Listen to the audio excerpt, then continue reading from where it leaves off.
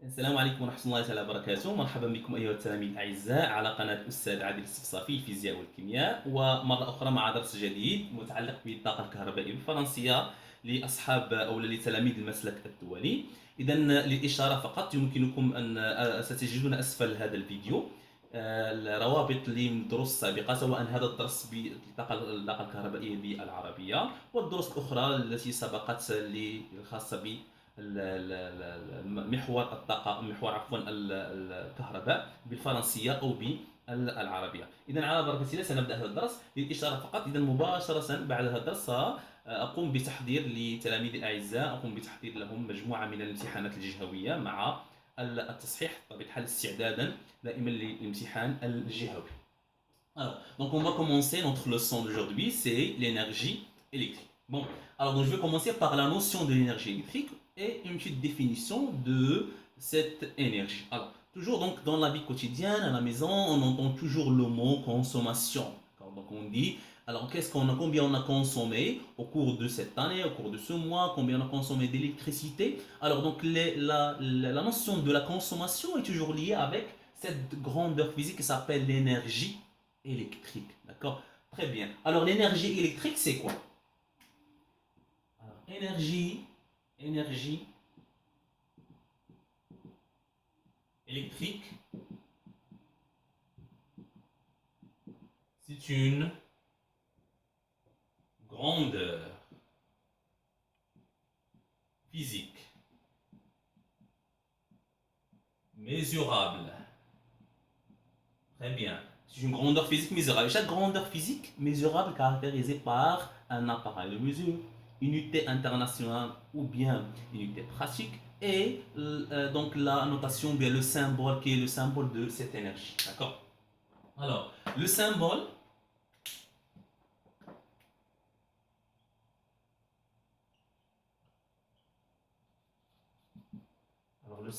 est, alors on symbolise l'énergie électrique par la lettre E. D'accord? Alors l'unité, je vais utiliser le verbe, unité dans le système international. D'accord? C'est l'unité usuelle.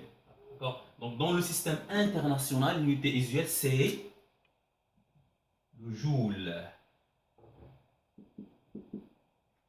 En la désignant, d'accord, par la lettre J. Donc le joule. Alors on a une autre unité, c'est l'unité pratique. Unité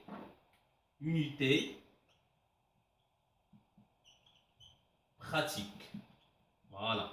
Alors l'unité pratique, c'est le watt-heure. D'accord? Alors l'unité pratique, c'est le watt-heure. Alors, donc, le watt-heure, on symbolise le watt-heure par la lettre W, H tout simplement. Alors ça, c'est le symbole. Ou bien, parfois, on utilise même le kilowatt-heure. Donc ça, c'est l'unité pratique. Bon, alors après, on va faire quelle est la différence entre l'unité usuelle, le joule, et l'unité pratique, le watt-heure ou bien le kilowatt-heure, et quand est-ce qu'on doit utiliser le joule, et quand est-ce qu'on doit utiliser le watt-heure. Très bien. Alors maintenant, puisque l'énergie électrique c'est une grandeur physique mesurable, quel est l'appareil utilisé pour mesurer l'énergie électrique? Très bien. Donc, à la maison, ou bien à l'entrée de chaque maison, on trouve un appareil, d'accord, qui attire l'attention, c'est ce qu'on appelle le compteur électrique, d'accord. Alors, le compteur.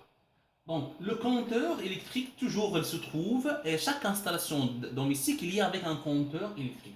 Alors, le rôle de ce compteur, est de mesurer l'énergie électrique consommée par chaque appareil qui fonctionne à la maison. Bon, alors, donc ici, je vais faire la description d'abord de ce compteur. Quelles sont les grandeurs physiques qui se trouvent sur le compteur? Alors, donc, je vais terminer la légende que vous avez ici. Pour les grandeurs physiques le plus importantes qu'on peut trouver sur sur le compteur, alors on peut trouver par exemple l'unité ou bien la grandeur physique suivante de 120 volts. Alors le volt c'est quoi? C'est l'unité légale de quoi? De la tension électrique. Alors, numéro 1, c'est quoi? 1, c'est la tension électrique. Alors, cette tension, alors la tension électrique qu'on a ici, c'est la tension nominale ou bien la tension effective. Alors, ça, c'est le numéro 1. Très bien. Le numéro 2. Alors, numéro 2, qu'est-ce qu'on a ici? 10, 30, A, c'est quoi? C'est ampères. C'est-à-dire entre 10 et 30 ampères. Alors, ampère, c'est l'unité de quoi? L'unité de l'intensité électrique. Alors, ça veut dire que c'est quoi? C'est l'intensité minimale et ça, c'est l'intensité maximale. D'accord? Alors, 2, c'est l'intensité. D'accord? Électrique. Alors, cette intensité, on a l'intensité minimale, min, et maximale, intensité maximale. Très bien. Alors, 3. Alors, dans le 3, qu'est-ce qu'on a? On a kilowattheure. Ce qu'on a dit, kilowattheure, c'est l'unité pratique. Unité pratique. Très bien. Alors maintenant, 4. Alors qu'est-ce qu'on a dans 4? Alors toujours on trouve, alors donc un chiffre. Alors donc ce chiffre représente quoi? Représente l'énergie électrique consommée. D'accord? Alors donc c'est l'énergie consommée donc jusqu'à nos jours. C'est-à-dire donc à partir de l'installation de ce compteur jusqu'à maintenant. Alors donc on a ici par exemple alors 3120. Alors vous pouvez trouver un chiffre plus grand que ça. Donc tout simplement c'est l'énergie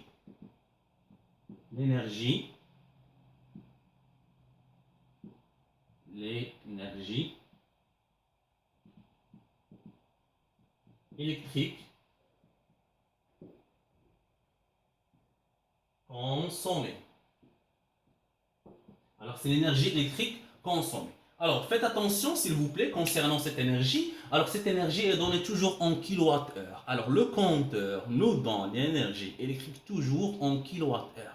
Très bien, alors faites attention. Alors, on ne trouve pas le watt-heure ou bien le joule. On trouve le kilowattheure. Chaque chiffre que vous, d'accord, donc mesurez à travers, ou bien, d'accord, donc écrire à travers le compteur, donc il faut le faire en kilowattheure. Très bien. Alors maintenant, 5, numéro 5. Alors le numéro 5, donc, qui attire l'attention lorsqu'on donc fait un coup d'œil sur le compteur. Alors toujours, on a un disque qui tourne. D'accord? Alors ces disques qui tournent, ça montre quoi? Ça montre qu'on a une énergie électrique qui se consomme à ce moment et on a donc certains appareils qui fonctionnent. D'accord? Parce que chaque appareil fonctionne, donc correspond à, d'accord, donc à des tours, d'accord, donc des tours et des tours de ce disque, de ce qu'on appelle le disque du compteur. Alors donc 5, c'est disque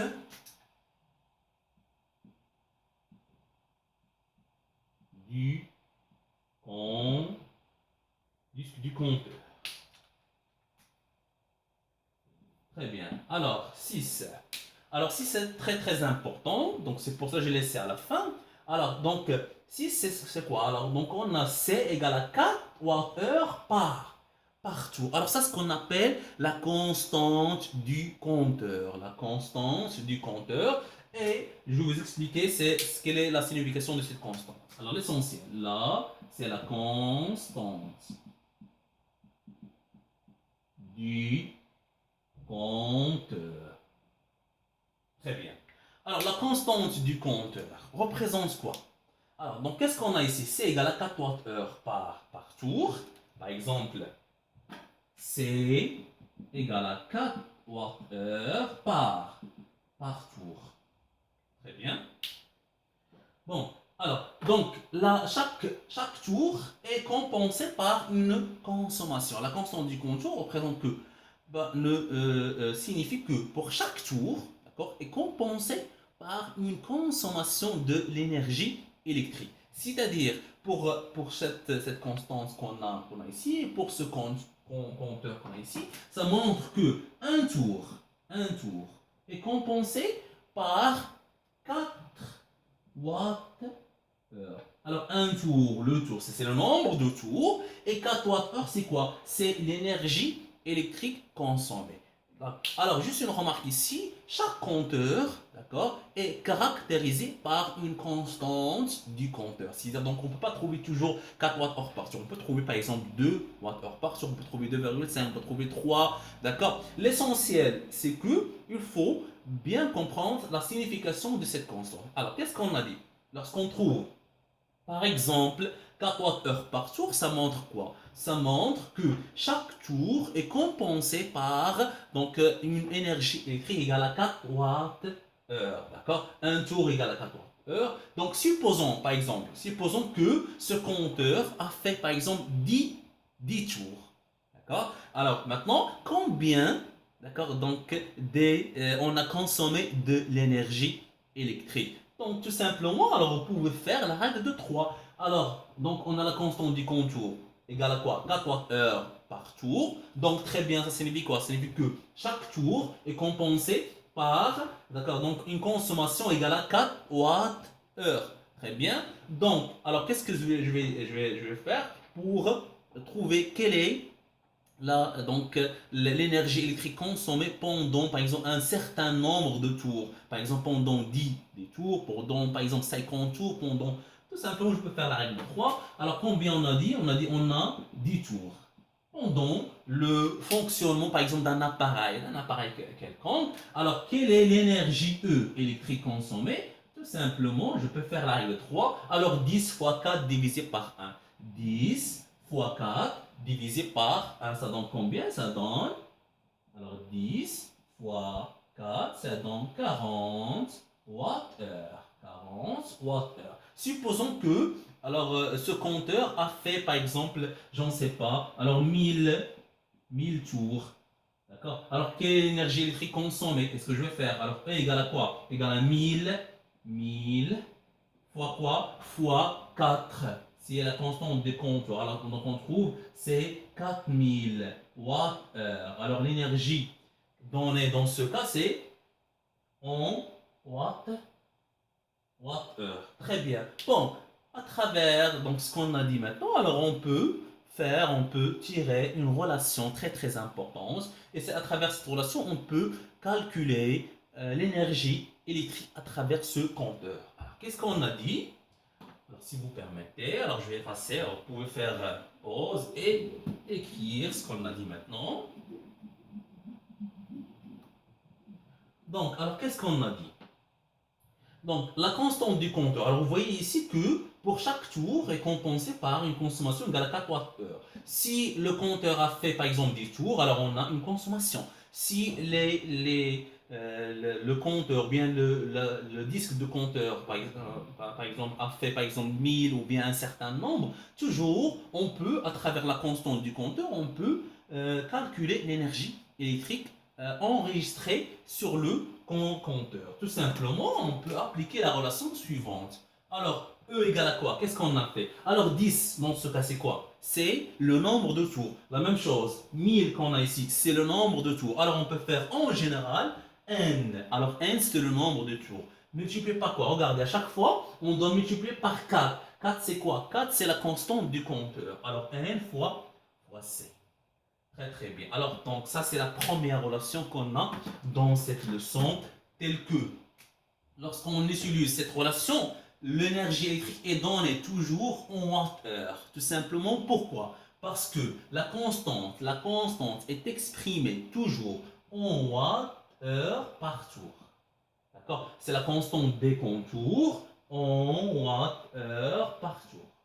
Et toujours la constante des contours pardon, est exprimée en watts-heure par tour. Et n, c'est quoi? C'est le nombre de tours. N, c'est le nombre de tours. C, c'est la constante du compteur. Et E, l'énergie électrique. Lorsqu'on utilise cette relation, toujours on trouve l'énergie électrique en watts-heure. Très bien. Donc, ça, c'est la première relation. D'accord? Donc, on a dans cette leçon. Et donc, on peut faire juste d'accord, donc une petite application. Donc, vous avez par exemple un appareil, un four qui fonctionne, d'accord? Alors, donc, lors de ce fonctionnement ce four-là, donc le compteur a fait, par exemple, je ne sais pas, a fait 15 tours. Exemple. D'accord?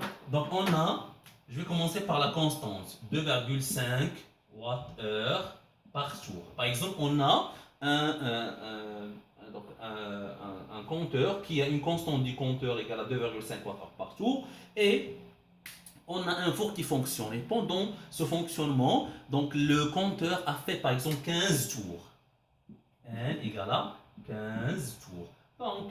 Donc, il vous demande de calculer l'énergie électrique consommée pendant le fonctionnement de ce four, de cet appareil. Tout simplement, on va appliquer la relation E égale à N fois C. Donc N, c'est quoi? C'est 15 tours multiplié par C. Dans ce cas, c'est 2,5. Alors donc, on pense que j'ai déjà la réponse. Alors c'est 37,5 Wh/heure. D'accord? Wh/heure, tout simplement, car 15 c'est en tours. Très bien.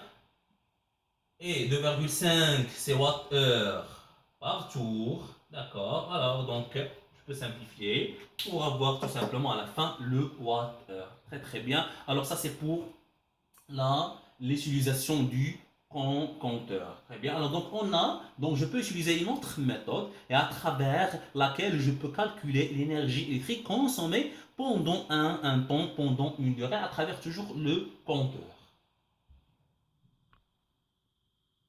Bon, alors donc on a dit qu'on a une autre méthode pour mesurer ou bien pour déterminer l'énergie électrique mesurée par un compteur. Alors supposons que au début du mois 6, par exemple, le compteur, l'énergie électrique enregistrée sur le compteur égale à 10 320 kWh. Alors ça, c'est ce qu'on appelle l'énergie initiale, d'accord? À la fin du mois, par exemple le 30/6 2020, alors donc l'énergie enregistrée sur le compteur est 10 420 kWh. Bon, elle vous demande de déterminer l'énergie électrique consommée pendant cette durée, pendant ce mois par exemple. Alors tout simplement, qu'est-ce que vous allez faire? Alors, donc on peut utiliser la relation suivante. E égale à quoi? E égale à E final moins E initial. Très bien.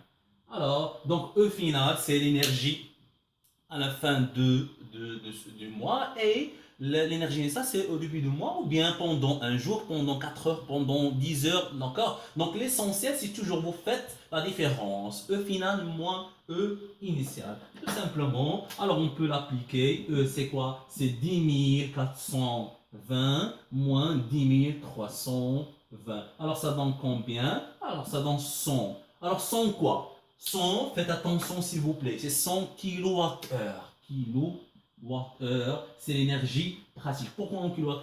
Car toujours l'énergie électrique enregistrée sur le compteur est donnée en kWh, est exprimée en kWh. C'est très très important. Faites attention. Lorsqu'on utilise cette relation E égale à 1 fois C, c'est toujours, vous allez trouver l'énergie en Wh/heure, car 1 c'est en tour et C c'est Wh/heure par tour.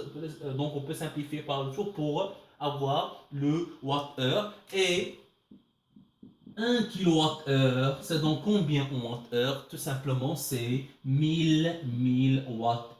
C'est comme le cas de 1 kW, ça donne 1000 watts, d'accord? 1 km, pardon, ça donne 1000 mètres, d'accord? Donc 1 kWh, ça donne 1000 Wh/heure. Très bien. Alors donc ça c'est le plus important. Donc ça c'est concernant cette partie de la notion d'énergie électrique et l'utilisation du compteur. Et on passe à la deuxième partie, c'est concernant l'énergie électrique consommée par un appareil électrique dans la deuxième partie.